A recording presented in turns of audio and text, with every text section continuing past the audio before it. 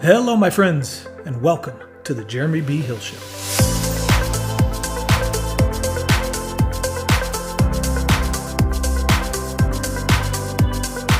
For those that are on their way to becoming the best version of themselves, finding their own success, these are the real life stories, the goods and the bad, the successes and the failures from those leaders who have made it and those that are still on the journey. Welcome to the show.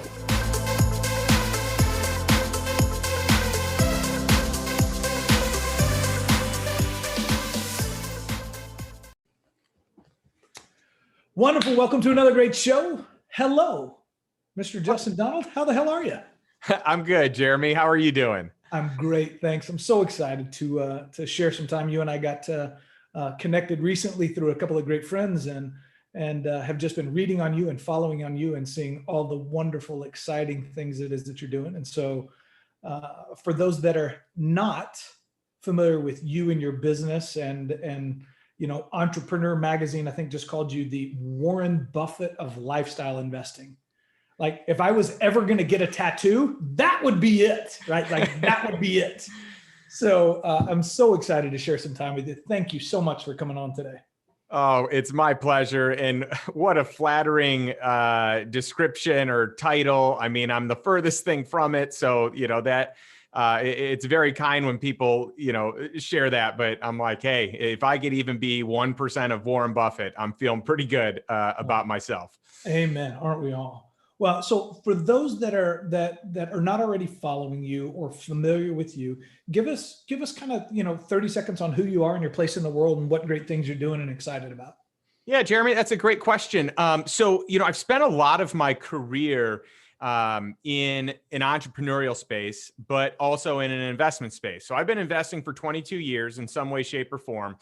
And during that time, I've started some businesses. I have bought and sold businesses. I've done a lot of things where I've worked with, let's call them sales teams in organizations or coaching entrepreneurs to help them scale a business. So I've kind of been all over the place on the side of entrepreneurship. And where I really found my passion was taking the fruits of that labor in finding strategic places to invest it. And so as a practitioner, from an investment standpoint, I've done all kinds of different styles of investments and all kinds of different terms. You and I have talked offline about a lot of this stuff. But what's been really fun for me is to take what I've been able to do in my approach for lifestyle investing and my brand, The Lifestyle Investor, which is truly an education platform to coach, teach, and share with others how to gain financial freedom, because it is kind of this elusive thing that people want, and it's hard to figure out how to get it. And moreover than the passive income piece, and I know that is a real hot topic, and I love passive income. But what I think most people don't look at closely enough is the true value prop is buying your time back. So my goal is to teach people how to buy their time back and have true autonomy and agency in their life where they can spend it how they want. You know, I have found that a lot of the people that I work with, they have started, maybe they have a job or they have a business. Maybe someone transitioned from job to starting their own business for freedom and autonomy and flexibility. But then as they scale that business, they get less freedom and autonomy and flexibility, and they become a slave to the business, or they become a slave to the income they make, or they become a slave to security. If, you know, I know a lot of people that are a slave to their job or their business simply because it's known, and the unknown is scary. And so my goal is to really teach and educate people. There's a way to invest where you don't have to wait until retirement years and let your money, you know, compound with a nest egg focus. I mean, that can work, but you put a lot of chips on the table. And if it doesn't work, you really have one strategy, and that's not good. I prefer what I would consider a safer approach, where you buy income generating assets, and those assets produce cash flow that you can live on. And you can call it passive income. Some is more true passive income where you don't do a thing for it. And others is a little more, you know, you've got some active income, but it's not as active as if you were working a job. And so the goal is really to separate time from producing income and to have assets or capital produce income.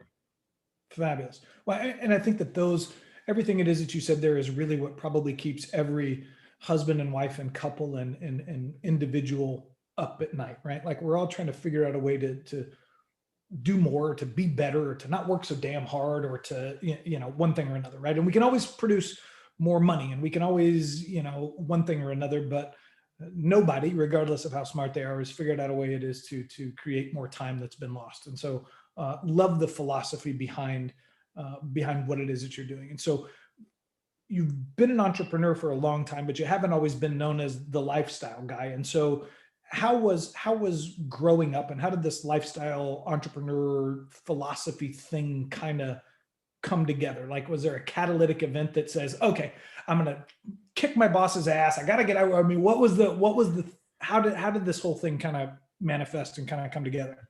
Oh, that's so funny. It's a great question. And I wish I had this really cool story where like I couldn't stand my boss and I just said, I'm out of here. But, fortunately and unfortunately, that didn't happen. For me, I just think I got a start in, I never really worked like a normal job outside of working for Abercrombie and Fitch at one point in my life. And that was really just to get the clothes. I wanted some cool clothes. Absolutely. I spent all the money. For the discount, man. I'm right? here for the discount and the That's checks. right. That's right. I mean. And I spent all my checks on my clothes, even with the discount, but I had other income coming in. So that was really like, I worked the minimum number of hours. And at that time it was 10 hours a week. And then when I was in college, I was able to shave a little more hours. So the minimum was 10. And I was like, all right, I figured out a way to game the system where as long as I work one day a month, I can keep my discount. And so that's really what I did. But I had always earned income in some way, shape, or form tied to my results. And so I learned at an early age that if you work hard and you get good at your craft, you'll be rewarded. And I liked the reward of that versus the hourly pay. So I never really fell into that. I never fell into having a job. I was always a little bit more in the entrepreneurial space, which is interesting because neither of my parents were. My dad was in sales. And so I saw that when he worked hard, he could produce better income and better results. And I loved kind of the game of setting a goal, achieving it, and just kind of doing that all over again. And so at a young age, I mean, in 7th grade, I started working. My parents said, hey, we're not going to be your source of income. Go get a job. I had allowance, but I wasn't getting enough to. That's bubblegum money. Right? Yeah. Right. So I ended up selling newspaper subscriptions door to door, which today, that's probably sounds crazy being a 7th grader doing that, but I was miserable at it. I mean, just horrible. I took it personally. It was just a punch to the gut when someone said no, because it was all about them not liking me. And eventually I grew out of that. I grew some thicker skin and I actually got good at it. And as I got good at it, I ended up making more money. I ended up being the top guy on that crew. And I eventually ran my own crew. So in high school, I started my own crew of people that I took out, I trained, I created scripts for, and in this whole program. And so at a young age, I was able to kind of learn how to leverage people and programs and really get my capital working for me. And that was a nice parlay into working with Cutco, because it was, again, while I was in college, it was something I was able to do that rewarded me for the effort that I put in. But my income was based on my results, right? And I love that. And so I was able to earn enough to pay for my University of Illinois tuition each year, which was about $15,000 a year for, tuition plus room and board. And I ran an office for them during my junior and senior year that summer, and loved it. It was fantastic. I learned so much, and I feel like I learned how to be an entrepreneur for the most part. It wasn't 100% on me, but it was like 80% on me, right? I didn't have to do fulfillment, and there are a bunch of things that I could outsource. But I mean, I built my own team. I motivated my own people. I hired my own receptionists, and I did my own payroll. So there was a lot that I learned at a very young age, and I excelled at it, and I enjoyed it, and I enjoyed the people and the relationships. And so I feel like I had a good framework of the hustle and the work ethic to get the results that I desired. But I also realized as I graduated from college and I pursued running an office, for Cutco for a career, that even though I could earn tremendous income based on my work ethic, I didn't want to have to do that forever. Right. So like, it was great that I had an opportunity to work hard and I could work 18, 19, 20 hours a day as I did, like in the infancy stages, the startup stages, right? And I was rewarded for that. And, at first I didn't, because I was building and there was no team and I was working hard and, nothing was coming out of the fire hose, but eventually it started coming out. And yeah, it was great. And I just learned so much about work ethic and leverage through people and building teams. And that to me was such a great foundation for what I eventually did with starting and scaling companies and coaching other entrepreneurs and getting into the investment game, because I knew I didn't want my time to be responsible for my income beyond a certain number of years. Totally. And my wife and I have always thought that like it should be mandated for people that at some point in time in your career, you need to be a waiter or be in food service, and you need to be in 100% commission sales, whether it's direct selling or real estate or mortgage or one thing or another, to where you learn the value of the hustle. And if it's gonna be, it's up to me. And you got to wake up every day and motivate yourself and get that hustle on and learn how to work with people and, the different personalities that come out of everything and how to, it's paramount, right? It's paramount in that business. And then same thing in the restaurant business, just the hustle of trying to get tips as a bartender or a server or a waiter or anything, as guys put themselves through high school or college or, whatever it is. Some of the best experiences it is that I've had on learning how to deal with people and learning how to be reliant on myself and manage multiple things going on came from, back when I spent time in the real estate business and raising money and finance and all the things that you and I've talked about before. But too, man, I remember hustling in high school and college, working in restaurants as waiters and bartenders and doing this kind. Yes, 100% agree with you. So from moving into Cutco, or from moving out of Cutco and really getting this philosophy that you like that, but you still didn't want to be in the 20 hours a day, kind of just working your brains out. There's a point there to where you say, okay, there's either the old proverbial, there's got to be a better way type thing, or, I've got to duplicate my time. Like most people, and, all the books on the bookshelves, so your local Barnes and Nobles or whatever it is, or, plan your retirement by buying 6 rentals or whatever crap they try to sell you, this kind of a thing. And so most people start that through trying to buy a rental or real estate or one thing or another. And so how did you begin that journey? Yeah, so I feel like I had great influences in my life because I knew what I wanted. I had professors in college where I said, oh, they've got a cool lifestyle. They, got started in real estate early, or they figured out some ways to kind of hack the system and kind of get ahead. And so I saw that. And then, when I wanted mentors that I didn't have, I would just find them in their books. And so, Robert Kiyosaki was, a big influence in my life early on. Yeah. And Tim Ferriss as well. There was a lot when I was brand new in my business where I was working so many hours and I was like, oh man, I should automate some stuff. I should create some systems. What if I did this? And so I just started experimenting. And so I was eventually able to leverage, technology and people so that I wasn't working the crazy hours. But at a certain point in time, a business is still going to depend on you. Right. And the buck stops with you. And so I actually wanted to get to a point where I wasn't, in Cash Flow Quadrant, Robert Kiyosaki's second book, that one, I think for me was like the game changer, because I was able to say, okay, I thought I wanted to be a business owner. In fact, I don't.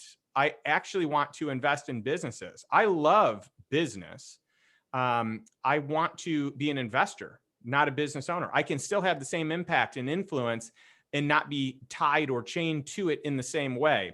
And so that for me was revolutionary, because I figured out how to scale more out of my business. I figured out how to invest in real estate at first that cash flowed what my base bare minimum expenses were, and then eventually my lifestyle expenses. So I was easily able to transition out of running something on a day-to-day basis. And then I got to spend my time really investing in the things that I enjoy most. So that would be my family, my passions, and then other investments. So that really, for me, like a lot of people are like, well, early on, how did you find a mentor? What if no one would, take you under their wing? Most people didn't. So I just became a student of their work. And a lot of people who have no clue that they were my mentor, they were my mentor because I'm an avid reader and I read a ton of books.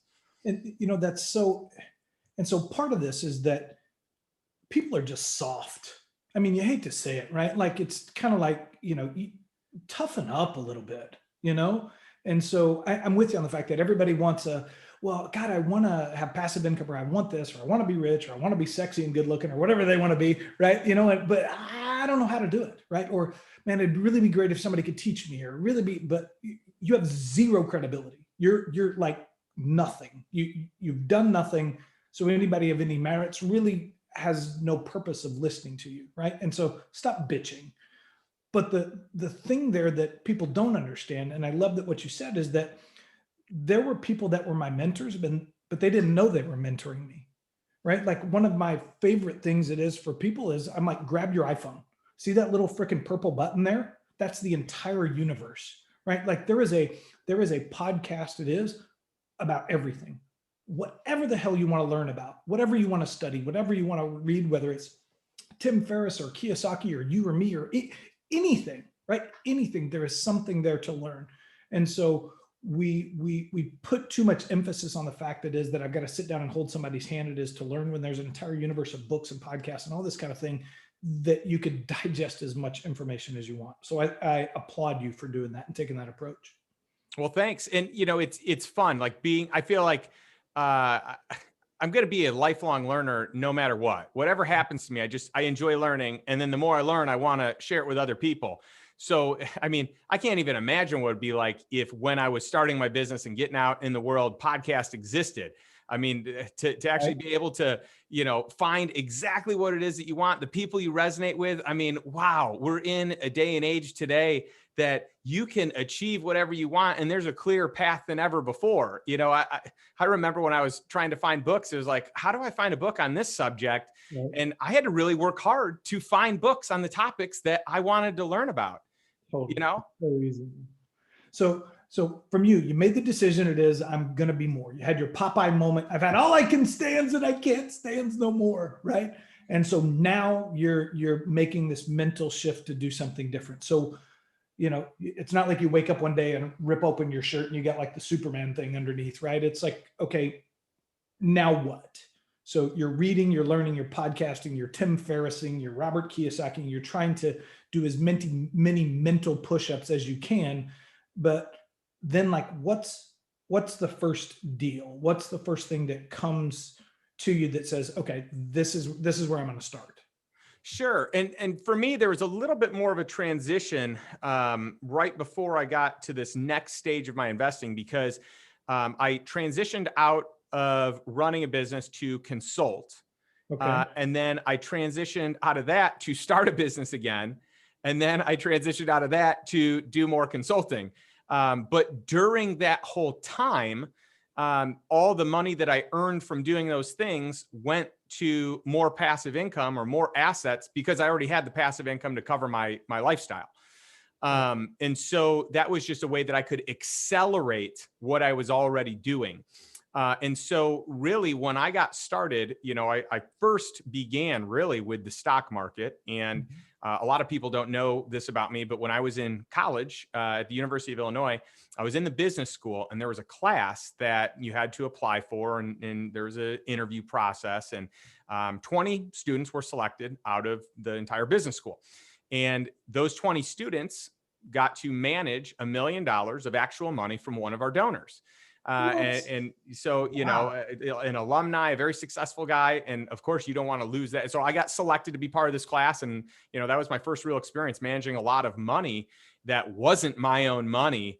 and the nerves that go into play when it's someone else's money that you look up to and you respect, and you just don't want to mess anything up. And so I feel like that was a great start for me, because I had started investing when I was 18. I started putting money into different qualified plans and into the stock market. And then this was just money on a much larger scale. When I was in college, I didn't have $1 million, but to be part of a team that got to manage $1 million, that was huge.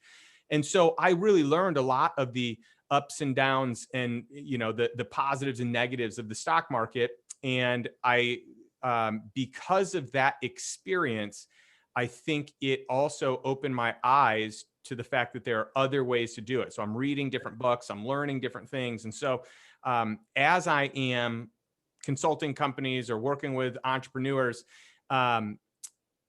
it's cool because I'm seeing their business grow. And then I'm sharing with them things I'm investing in. And then they start investing in those things. And then there's just really cool synergies that are going on with the way I'm coaching. And so my coaching really shifted. It shifted from here's how you scale your business to here are some cool alternative investments that maybe you've never considered. And here's a way to hedge your current position if you are heavy in the stock market, or if you're heavy in investing just in your own company. Because a lot of people that are entrepreneurs, they're just shoveling, all their profit from their business back into their business. And so there's no real diversification. So if their business crushes it, they're brilliant. And if their business tanks, then they lose it all. Yeah. And so that I really found this passion for teaching people this and helping them. So on two levels, I could help them, one, scale to be less active in their business, yet have their business grow. And two, allow them to use their money as another leverage point to grow their income. So they're not 100% reliant on their business. Or, even with high level executives I've worked with, just reliant on their salaries or their comp structures. Sure.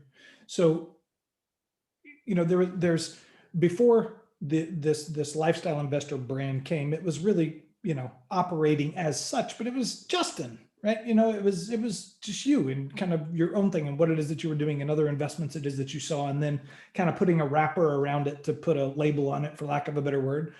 But you have done, prior to becoming this brand of the lifestyle investor, you've done like 50 deals or something crazy, right? So it hasn't been, I've done 50 real estate deals or 50, consumer products deals or whatever it happens to be. You've done stuff all over the place, right? And so talk a little bit about this kind of philosophy of your own kind of personal 10 commandments that you built over time that says, here's how I spot a good deal. Because I think so much of the audience and of people want more, but not only do they not know kind of how to start, but even if they've got a little disposable money or they want to invest in something, it's kind of like, I don't even know how to spot something that works, right? Like, what am I looking for? So talk a little bit about how that came together for you. Sure, Jeremy. Yeah. So the way that really works, for me, so you're right about the brand. I wanted to have a brand that was appealing, that caught people's attention. Someone hears lifestyle investing and they're like, I don't know exactly what that is, but I have an idea of what that is. And it sounds kind of cool. I'd like to do that.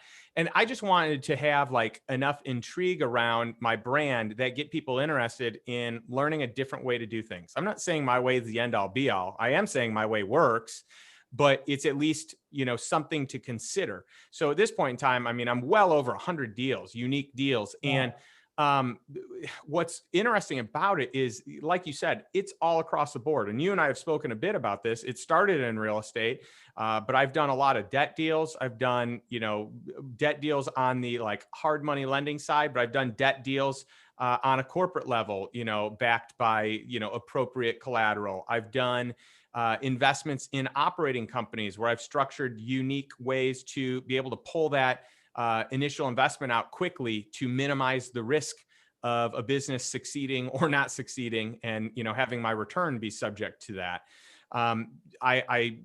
There's just so many different structures that are out there. There's so many different vehicles that are out there. And then what's fun is when there are, sometimes I just throw something out there to people. They weren't even thinking about selling their business or their company or this property or whatever it is. And I just throw it out there. And they're like, well, I never considered that. And it's like, well, if you did consider it, what, what would the terms need to look like? Right. And you just kind of craft something around what would create a win-win situation. So in my book, and it's called The Lifestyle Investor. And the subtitle is The 10 Commandments of Cash Flow Investing for Passive Income and Financial Freedom. And the 10 commandments are my 10 criteria. And I give an investment example of a real life investment I did. And I will walk people through kind of the whole scenario of what happened. So I have 4 philosophies that I share, and I kind of like steer each investment through that lens. So the first philosophy is the mindset. So what was my mindset going into this investment? Why was I interested in it? Why should I consider this? The second one was, what's the structure? What does it look like? What are the terms? The third is the filter. How did this pass the test? Like, why do I want to invest in this? Or why would I say no to this? And then the fourth is the negotiation. And that basically is, hey, the deal started here, it ended here. These were some of the key negotiating points. And, sometimes when I talk about negotiating, people are like, ooh, negotiating. But when I look at negotiating, dark rooms, conference tables, right? Right. Well, and people look at it like it's this adversarial thing. It's not. They want, whoever needs the money and the capital, they want to make a deal. And they just want the terms to work for them. Well, I also want to make a deal and I want them to work for me. So as long as we can come up with some resolution where both people feel good, then that's a win. And you're doing a good job negotiating when people come back. And I have a lot of people come back and say, hey, will you invest with me on this next project? Hey, will you do a second round?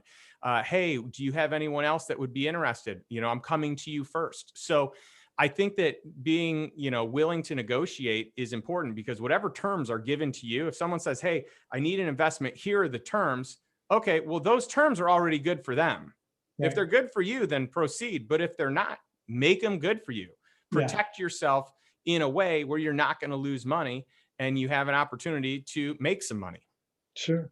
So for those people listening that want to, they're itching and they know that they want to do something, but the old adage it is that you hear from everybody all the time, whether it's real estate or anything else, is, well, but I don't have 100,000 or $1 million or 50 grand it is to invest in. So how do you start playing lifestyle investor if, you don't have a ton of disposable money? What for those guys getting started that are either younger, coming out of college, they still got college debt and trying to figure out that crap, or they're, they got more month than money, but they need to do something. What do you recommend those guys do and how do they start?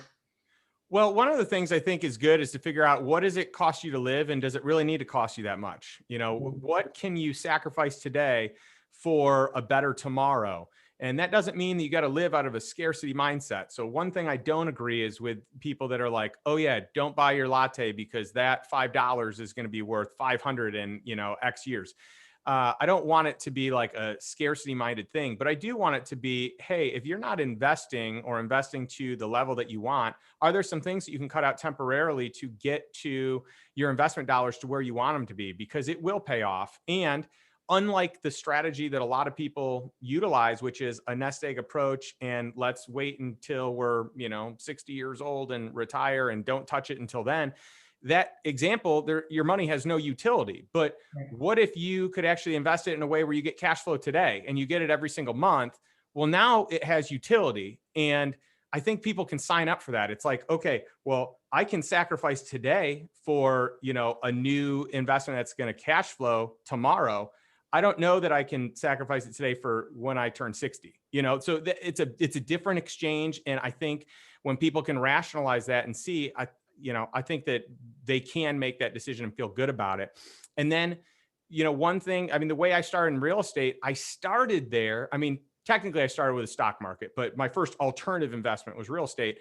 And I started there because I knew I only had to put 20% down. So I could buy a property. I didn't have the money to pay for it 100% in cash. And then here's one of the mistakes I made. When I was new in it, I dragged my feet because I was like, I don't have the money to do it. And I didn't realize if I just came up with a good enough deal, there's plenty of money out there. That thought just didn't cross my mind. I felt like I had to have the money. today I realize you just have a good enough deal, you can raise the money. Like there are so many people on the sidelines waiting for a good deal that have money that want to invest. So I didn't get that then. So I probably dragged my feet 3 years longer than I needed to, but I eventually, saved up what I needed to, and I was only having to put 20% down. So I buy this asset that cash flows every single month. It cash flows day one, and I'm getting the full appreciation on this. I'm making improvements, so the value is increasing, the cash flow is increasing, and I'm getting the whole value boost when I only had to put down 20%. I'm using other people's money to pay for it, and it was just the most amazing thing and experience. So to me, that's a great way to get started, but that also involved more of my time. So you got to ask yourself, what do you value? So like in my first commandment or my first criteria of investing is lifestyle first. I want to invest in a way that supports my lifestyle, that protects my lifestyle, that creates time and space and doesn't take time away from me and from my family. And so when I look at lifestyle investing, when I was working another job and my income was tied to my time producing money, it was a really nice trade to say, okay, well, why don't I put my time into buying real estate and I can manage that myself, because that's less time, but I'm making a better return on my time. Right. That's a better trade for time, money for time. And then it's like, oh, well, why don't I hire property managers or hire a team to do it? Because now I value my time more. So I'm okay giving up some of the returns. At the beginning, I wanted as much return as I could get. Now I don't care about as much return as I can get. I want safety in my investments. I want to make a good return, but I'm happy to pay someone because I value my time more today than I did then.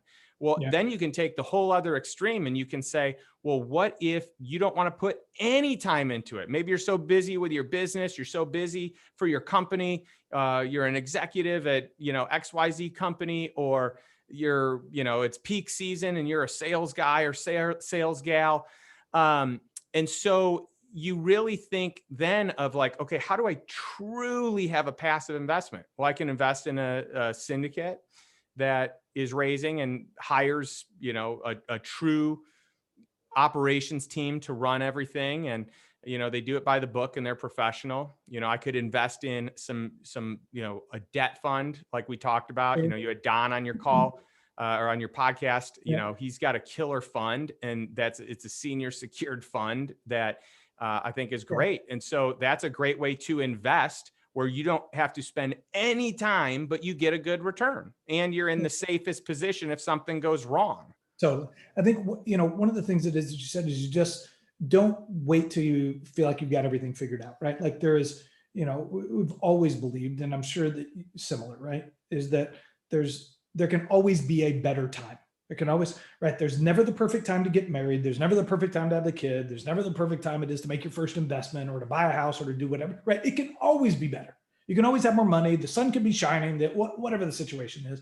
And it's the same thing true once you've made the commitment it is to invest in yourself or to start investing for passive income. The important thing though, that I love that you said is just start looking at things, because I remember, and I know that was Kiyosaki when he was talking about like that first condo he bought in Hawaii or something, that he looked at like 100 condos. And the thing, after looking at 10 of them, you're a little bit smarter on the 11th one. You're really smart on 50. And by the time you've looked at 100, you know everything. And so if it's real estate is your thing, great. The more you look at, the smarter you get. If it's funds or passive income or this or that or coffee shops or whatever the hell you're looking at, start looking at it. Because like you said, don't worry about the money. If you find a good deal, the money will show up for sure. So it's start looking at things. And that goes back again to what we talked about before. Just start learning, whether it's podcast reading, looking at deals, asking questions, anything. I think paramount. Yeah. And I think it's also worth noting, for you, Jeremy, you've got an incredible investment. And I don't know if people have looked at yours. I mean, I just went through, my first dive into your documents and what you have built. And you've got an incredible opportunity that really lends itself to what, I consider lifestyle investing, because it doesn't cost time. The time is, let me do some due diligence on a company.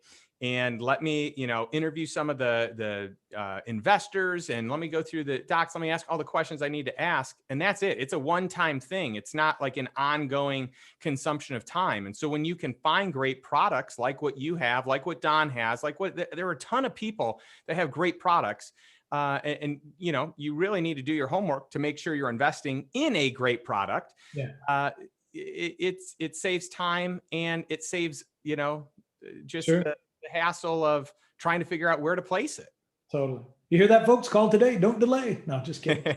But is looking at deals over with real estate deals, fund deals, credit, whatever, is looking at deals over and over and spending that time. Is that how your 10 commandments kind of came to be? Is just, because you didn't start with 10, you probably started with 2.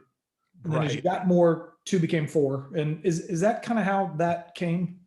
Yeah, it's interesting. There are a couple of different ways it came. One of them, so if you look at it from like a subconscious standpoint, I was making decisions, but I wasn't really able to articulate what that was out of the gates. It was like, this feels right, this doesn't feel right. Well, why is that? I don't know. Let me see. And so, in the beginning, maybe it's gut, but then after, having repetition of seeing deals, it's like, oh no, I'm identifying something. Maybe I feel it in my gut, but it's because I recognize that this number is not right, or that this actually is a very conservative model, and you make really good money. So in a worst case scenario, it holds up. And so there are little things like over time where it's like, oh, this is a pattern. So it's not like I laid out what are my 10 commandments, and then let's find stuff that fits in them. It's like, hey, let's look at the body of work and see what the patterns were for this work. And some of what I knew was like totally top of mind. Like one of my commandments, my 4th commandment, is cash flow immediately. Right. That was top of mind. I knew I wanted that. I knew I needed that. That's huge. One of the ones that maybe wasn't top of mind was, let's call it number 5, commandment 5, which is get an immediate return on your principal. I didn't learn that until I had investments that I didn't get an immediate return on my principal. Right. Commandment number 6 is find an income amplifier, which is just a way to really enhance the deal. When I first started, I just took the terms I was given. I was like, okay, this is what they offered me. This is what I'll do. Right. Versus now it's like, okay, I see that this would be good for you, but what would be good for me is this. Can we make this work? Yeah. And it's amazing. And especially today, when in this landscape of investing, everything's on the table. Every negotiation is on the table.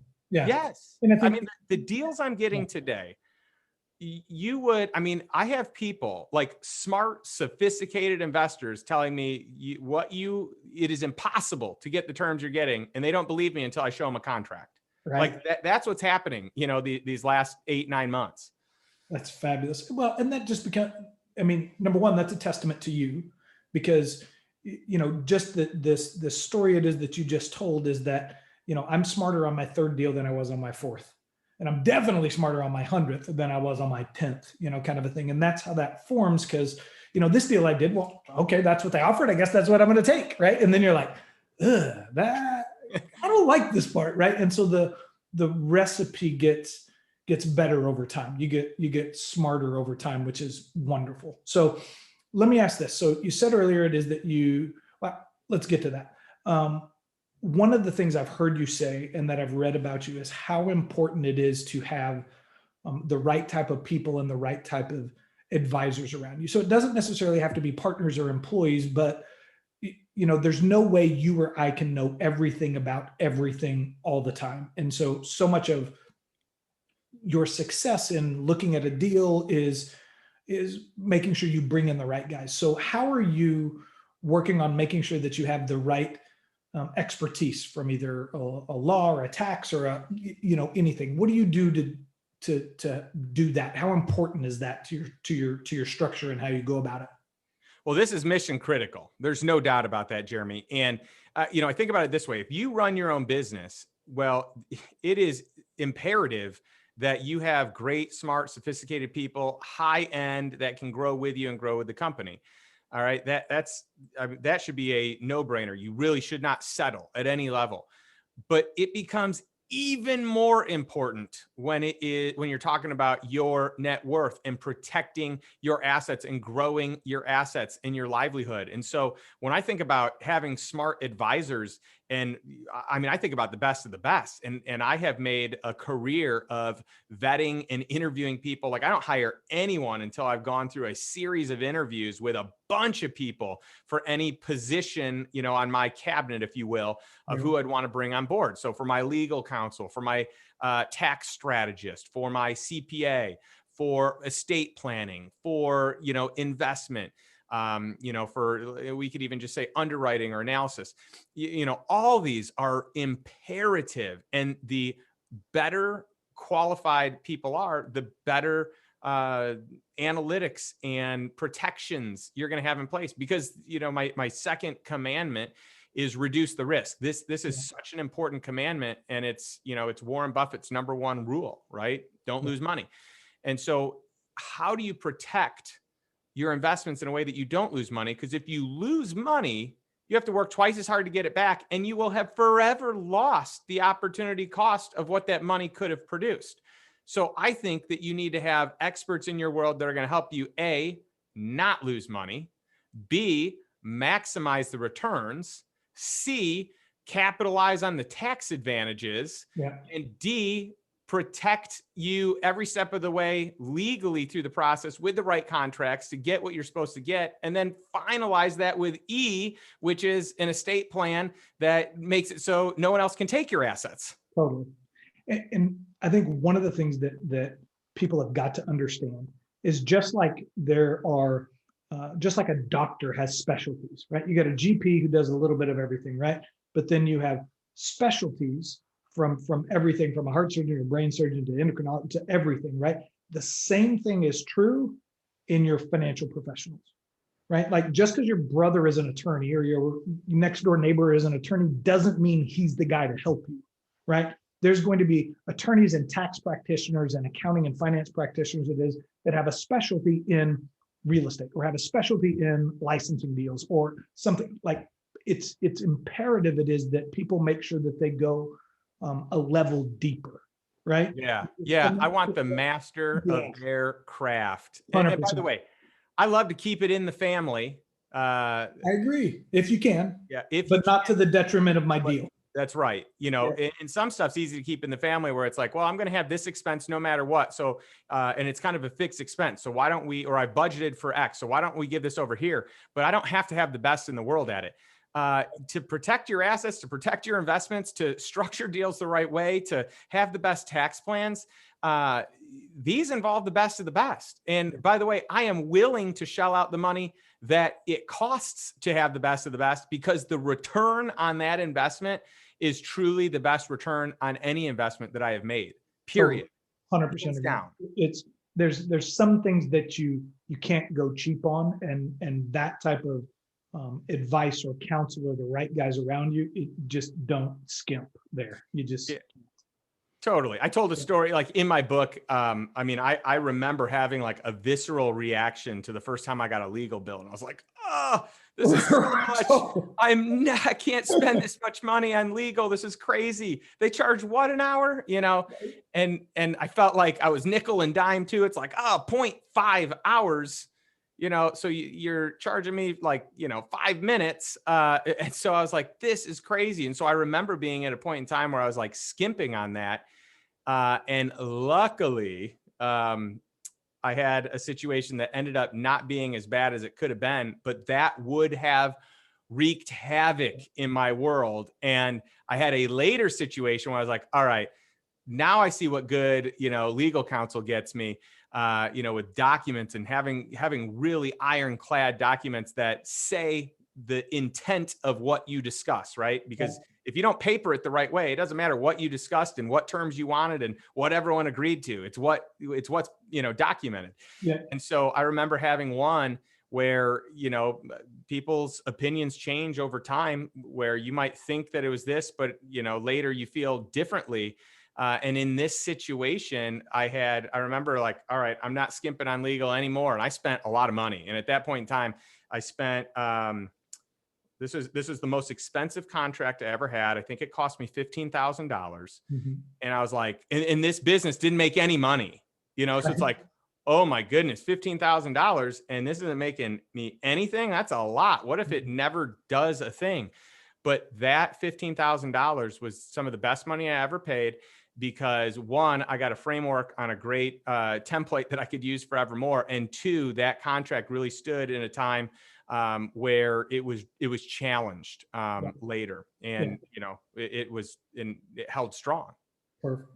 So now you got 100 deals in the portfolio, which is amazing and overwhelming as I think about it to a certain degree. And so let me ask this: are there tenets or trends you see in the two or three best deals that you've done that just said, God, that was just a winner? And are there tenets that you see that go, oh God, shit, I wish I could wash that one away, or something? Are there consistent themes, good and bad, for the three biggest winners and the three that are kind of the ugly stepchildren? Yeah, well, let's start with the worst one. And in fact, in my book, I open up, so the first story that I officially tell is my worst investment deal I've ever done, the most I've Okay. lost. So I just want to get out there right away. Hey, I'm not invincible. I lose money. Anyone who invests lose money. Let me tell you about this story when I lost, just a ridiculous amount of money, almost $1 million. And so that was, relatively early on. And so that one is interesting because I had the right legal counsel in place. I just didn't listen to him. I thought I knew more. And, he was like, hey, this seems a little too good to be true. I don't see how this can work long term. I also don't like this contract because I can tell whoever wrote it on their side for legal counsel, they're skimping on the bill because this is not good legal counsel. And even with that in advice and information, I looked the other way and I made the investment because I had another friend. I had a few friends that were in it that had been doing well and had made good money over a period of time. And they made money until they didn't. Until they didn't. Yeah. Okay. So So, for the good ones, what about the good ones? yeah. And then the good news, I have a number that, for me, I've had a lot of wins that would fall under my third commandment: find invisible deals. Mhm. And you can look at this commandment in several different ways. You could look at it as, hey, am I getting a deal that's an off-market deal? So there's no competition or very Right. little competition. That's one type of invisible deal. Or is this an invisible deal because you have to know the right people? There's exclusivity, or you have to be part of the club, or you have to pay to play, or you had to have been an investor already. That's another type. But then there's also invisible deals where there are trends happening, and if you're paying attention to them, you can be on the cutting edge of a new disrupting or transforming technology. Or maybe it's not even a technology. Maybe it's just an innovation to the status quo. And those have been some of the most magnificent returns of anything I've done. I've been able to structure them very low risk, but the return on them has been astronomical. And so I've been able to do that in a couple of industries that kind of didn't exist even as an asset class at the time, that now you would consider a formal asset class. And so that has been, that has really paid dividends. And just having access to people that have deal flow, having access to investments that typically only institutional money can get into, but Right. because the right people, you're able to get in. Yeah. Those things happen because of time spent, relationships built. And those are where a lot of some of my good deals came from. And that's what I love sharing that inside my mastermind and investors club. And, with my private clients, is I do vet a lot of these deals, and I find deals that you're not going to get anywhere else. And then I negotiate preferred terms on those deals so that even if someone was able to find it, they're going to get better terms with me than they would if they were just off the street. So let's use that as a segue and kind of walk in. So you've got the book. The book's launching here in a week. Yeah. Ish? Less than a week now. Less Yeah. than a week. So super exciting. So the book should be available on first 2 weeks in January. So on or about the 12th, I think is the launch, That's right? right. And so Correct. what's the name of the book and where can people find it? So the book is called The Lifestyle Investor, and you can find it on Amazon. You can also go to justindonald.com/free book. And I've got a free plus shipping offer with some other perks that people may be interested in. And all the profits from this book are going to go to charity. So the book really talks. I mean, my goal is to educate people on creating and building financial freedom. But there are a lot of people in this world that don't even have their basic human rights and their human freedoms because of human trafficking. And so the money, the proceeds from this book is going to fund really rescuing kids and people that have been enslaved by others that are not even granting their basic rights and privileges. And then, so you guys are working with, y'all have a foundation or a charity or something that you're working with that you're donating the proceeds to, right? Yeah, Love Justice International is the first one. There are a few that I'm really excited about, but for the first wave, it's gonna be Love Justice International, and a tremendous organization. And I'm just so impressed and thrilled with their executive team and the work that they do all across the world. Fabulous. All right. Well, we'll make sure we get everything in the notes and links to all of that. But for everybody here, the book's free. He's doing it for you. And so make sure it is that you get your ass online and go order it, as soon as you finish. In fact, stop the podcast right now, go order it and come back and finish it. So anyway, so kind of wrapping up, it's first, again, I know the demands on your schedule are crazy. And so thank you so much for giving us some of your day today. I really appreciate it. And so I love this transition of where it is that you've gone to where it is that you are now. And so that begs me to ask now, what does the next kind of, 2 or 3 or 4 or 5 years look like for you? You've got the book coming out that I know is going to be an overwhelming success. You've done some great interviews. And so how much is the next 5 years going to be focused on more deals or bigger deals or more books or training or speaking, or where are you going? It's an interesting question because for the first time in my life, I'm at a point where I don't want to scale anything. I don't want to scale this business. I want to scale impact, but I'm not looking to grow my brand. I'm looking to have a place that I can pour my heart and soul, into people. So do I have more books in me? Probably. What's that going to look like? I don't know. This first book, it takes a toll on you. And so I got to decide if I want to put that, into it and when that would come into fruition. But, I built an online course that I think is just special. And, you can find that on my website. And I've got a few more courses in me. I know that for sure.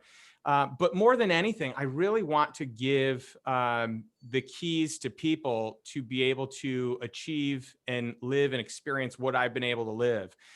So of course I'll continue investing because I love it. It's my passion. I took 2018 off as a year to really try to figure out what it is that I wanted to do with my life, and an extended sabbatical. And what did I do during that time?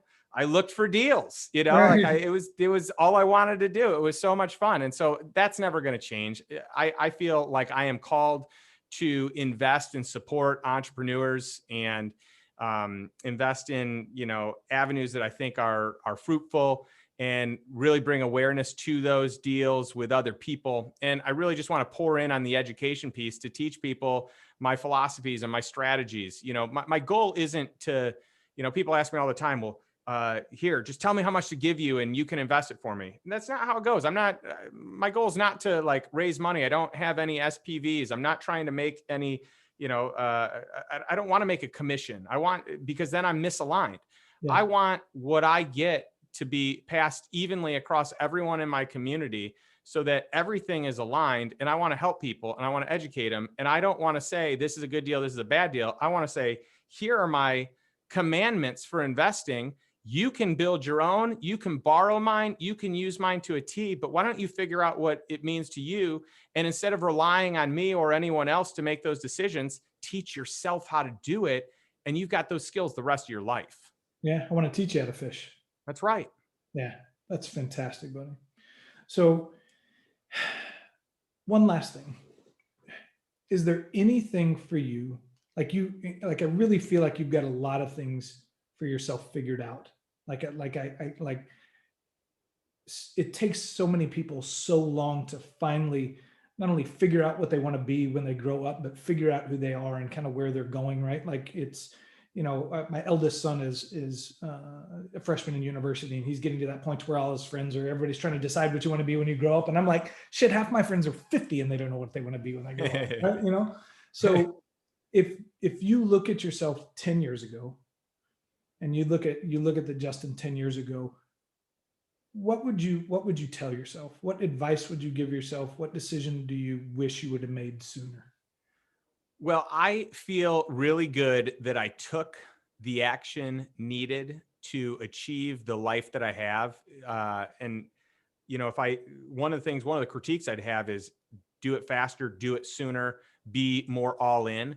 Yeah. But let me even take a step before that, because I just see so many people living life on autopilot, letting themselves react to whatever's happening versus building in the time and the space to think, to not be interrupted by technology, to actually proactively create a life by design.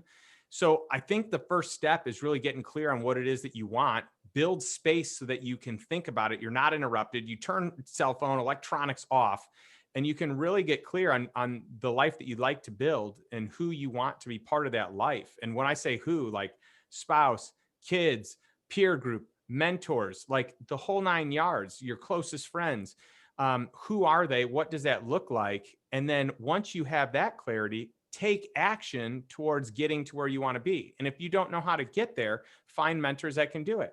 And if you don't have mentors that are going to take you under their wing, listen to their podcasts, check out their books, just find a way to glean the information you need. But more than anything, it's take action on being intentional and not being in a reactive world, and then take a step towards financial freedom. And there are a lot of great people out there. I mean, you're doing great work with your podcast. I've got a really fun podcast called The Lifestyle Investor, and I got some amazing guests on there too. So and I would just soak up the best of anyone and everyone. Yeah, for sure. So let's jump to that. First off, if you listen to this, get on and go remind them again, where can they find the book? And then where can they find out more information about you and where you're speaking and your podcast and everything else? Yeah. So you can find everything at justindonald.com. If you go to justindonald.com/free book, that's where you can get the free book. If you go /course, you can find the course, /masterclass. I've got a masterclass, /mastermind. /coaching. I mean, all these things exist, but I've got a long wait list on the coaching. I only coach 4 people a year now. And it's pretty kind of deep dive, high level, generally, pretty high level, successful entrepreneurs with a big exit is kind of my sweet spot. And you can find my podcast on there, /podcast. So any of those resources are there. And I've got a ton of free resources. So, dig in, peruse the website. I've got an email that goes out periodically, and, I've got some fun content in there too. Nice. Well, guys, for everybody that's listening to this, all of us are hoping to find the best version of ourselves. You always hear me talk about that, right? And we're looking for this life it is that we hope that we achieve. I have absolutely no doubt it is that you will find value from checking out what Justin is doing. So again, justindonald.com, go there right now, like in the podcast, go there right now and check it out. My friend, you are such a gentleman for sharing your time with us today. I appreciate you so much. Well, thank you, Jeremy. I've had a blast, and thanks for having me on. I'm excited to connect with your community and just, share some things that I've learned along the way that can help other people. You're a good man, buddy. Thank you so much. Thank you.